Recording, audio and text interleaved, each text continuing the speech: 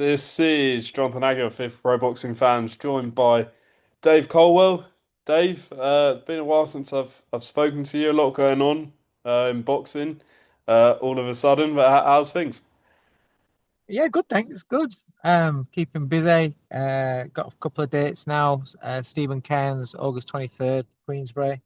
Dan Howard, September 5th for Wasserman. And then Lerrone Richards is back out in London on the 26th of September. So yeah, got a few dates there now. Good stuff. And what about everyone else in the gym? Ellis, Yeah, Hopi. Ellis is looking good. Just waiting on a date for him now. Um, See where we can get him out. He's not signed to anybody as yet. But yeah, he's some talent here. So I'm looking forward to getting him out again. He's had his last two fights on Sky. He made his debut on Wasserman, so he's been getting good experience on the shows there. So yeah, just want to get him out again now. Good stuff. Busy times. Yeah, today it was announced Eubank and Ben are going to run it back November 15th.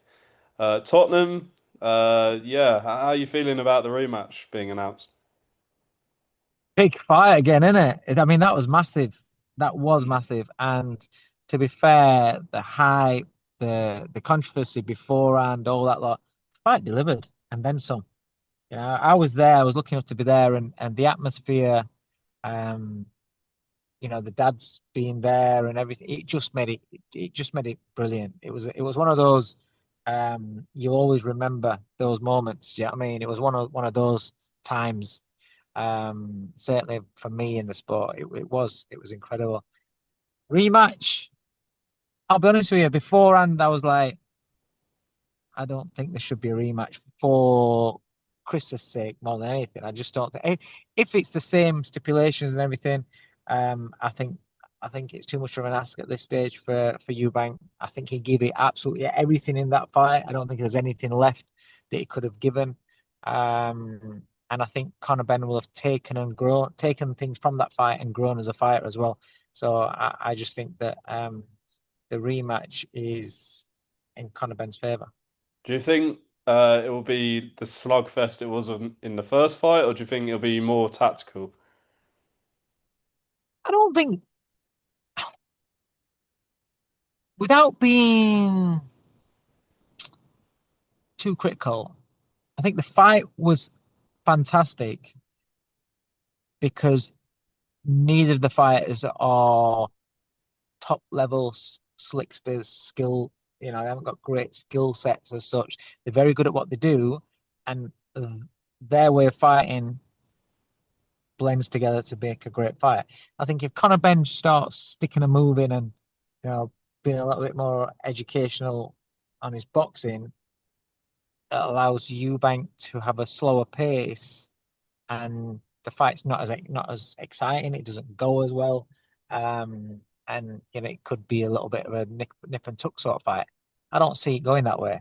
I think Conor Benn just is going to be more educated because he's going to become better on the back of that fight. But I still think he's going to get aggressive. I still think he's going to look to try and get Eubank out of there. I think that's just him. Um, and I don't think at this stage Eubank can do a lot more else. He'll try and do what he did, on fight night. It's whether he can go to the well again. Um, I don't think so. I don't. If the fight becomes as hard and if it's as the pace and ferocity of a first fight, I'd be very surprised and I'd be amazed if Eubank can do all that again. Mm.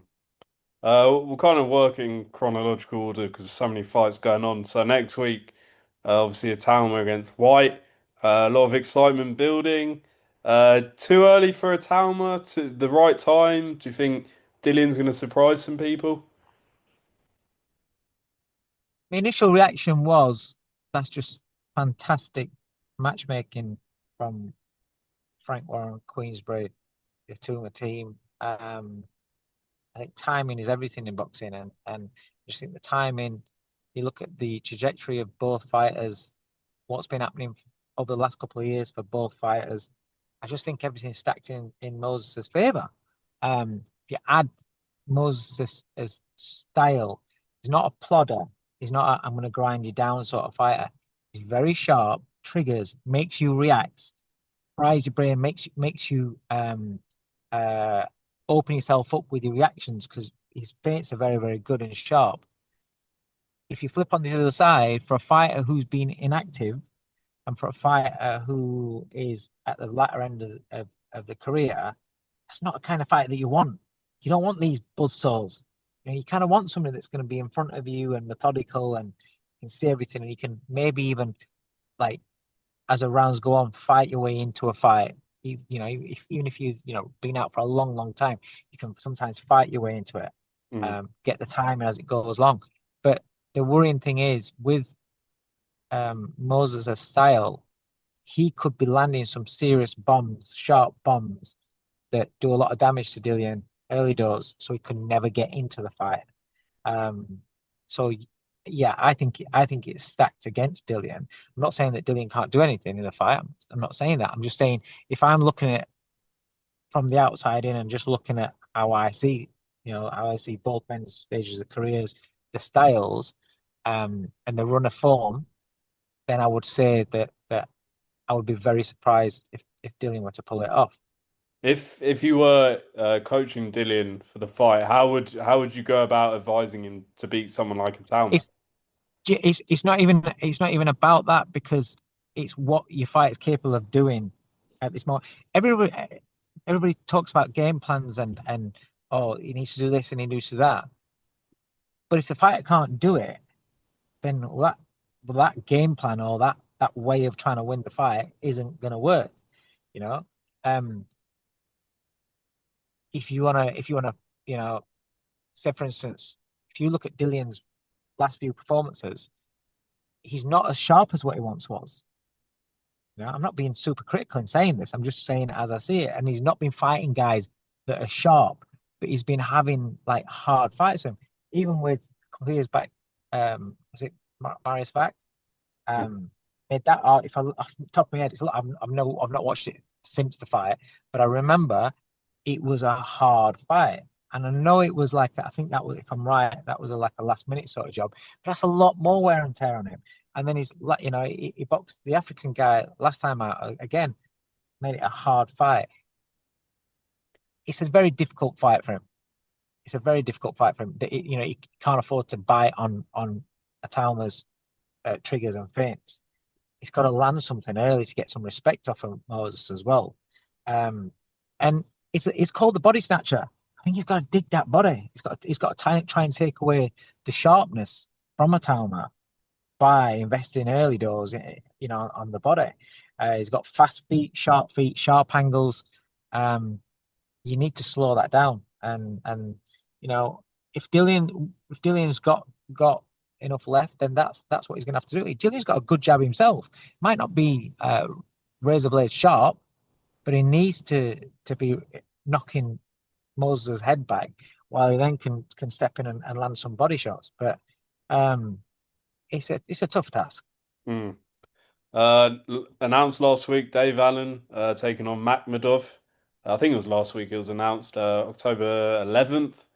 Yeah, I mean, Madov's obviously he was once thought of this absolute killer that everyone wanted to avoid. Sort of lost that shine a bit, but do you still see this as a very dangerous fight for Dave? Oh, of course, it's a dangerous fight. Yeah, I mean, you got to look at. Listen, it's a fantastic performance, fantastic win. Um, last time out, or last two performances for Dave Allen. Um, but there's a big difference between Johnny Fisher and this fella. However, having said that, the I think the fight, the resilience that Johnny Fisher showed in the first fight, just that guts and firing back even when hurt, firing back even when we're tired. That'll be good preparation for this fight with Makhmudov because even when Makhmudov, he's a guy that he's strong, but he's quite cumbersome. Um, and when you get to his body, he looks like he gasses. And when he starts going, it looks like he unravels a little bit. But even while he's unraveling, he'll still be a bit dangerous early, in the early stages of him unraveling. Um, it is a fight I do think Dave Allen can win. Um, but he's got to be on it, top form. He's got to be early doors, making Makhmudov miss, doubt himself, whacking him back to the body, emptying that gas tank, um, and you know, being cute and savvy. He is. He's got plenty of experience of fighting top name fighters, top line fighters. He's got even more experience, I dare say, from sparring the best guys in the game as well. He's got so much experience as Dave Allen. When he's motivated and when he trains properly and when he's got the bit between his teeth, he's a dangerous fighter. And he's tough and he'll when he does take big shots still, even in the Fisher fights, he took some big shots. It wasn't all just one-sided where he doesn't get hit back with anything hard. He gets hit back hard to the body, to the head. But he's got that toughness and that determination, that steel where he'll just grit his teeth and keep chugging forward and keep looking to take you out. Um, and that's why I think he wins the fight. I think the fight comes down to who's got more grit and will to win. And from from what I've seen through watching both fighters' careers, I'll put my money on Dave Allen. Just going back to Itauma. Obviously, he's number one with the WBO. The WBO have ordered Usyk to defend against Joseph Parker. What's your gut feeling? Do you think Usyk's gonna take that fight against Parker? Do you think he'll vacate and then potentially be Parker against the winner of Itauma White? Um, I kind of think, and I hope, I'll be honest with you, I hope Usyk retires. I don't feel as though any fight out there has any bearing on his legacy whatsoever. It doesn't how we're gonna look at Usyk now, today, on his career achievements today, how we look at his back on his career in 10 years' time won't change if he beats Joseph Parker. We won't go, oh, it was even, oh, remember. No. I think the fights that determine his legacy have happened. Mm. The wins that are going to determine his like everything he did at cruiserweight. Look at the wins that he's had at heavyweight. No disrespect, but I don't think anything else with anybody else out there makes that legacy pop out when you talk about his career. That won't be the first name that you talk about on his slate.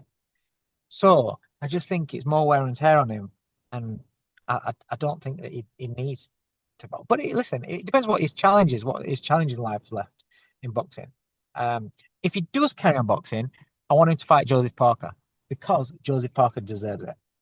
So that's the only fight. If he does want to fight again, that's the one for me. Mm. Fight Parker because Parker's had some underdog big wins. He's earned it in a day and age where fighters can get opportunities because they're a ticket seller, because they've talked some trash on social media, because they've got a big YouTube channel. This guy's done it the old-fashioned way, where might not be the fancied guy, had a couple of losses early doors, fought his way through, took the big gambles, improved as he's gone, used his experience, and now he's earned his shot. So I want to see Joseph Parker get his shot, whether it's a Usyk or vacant title.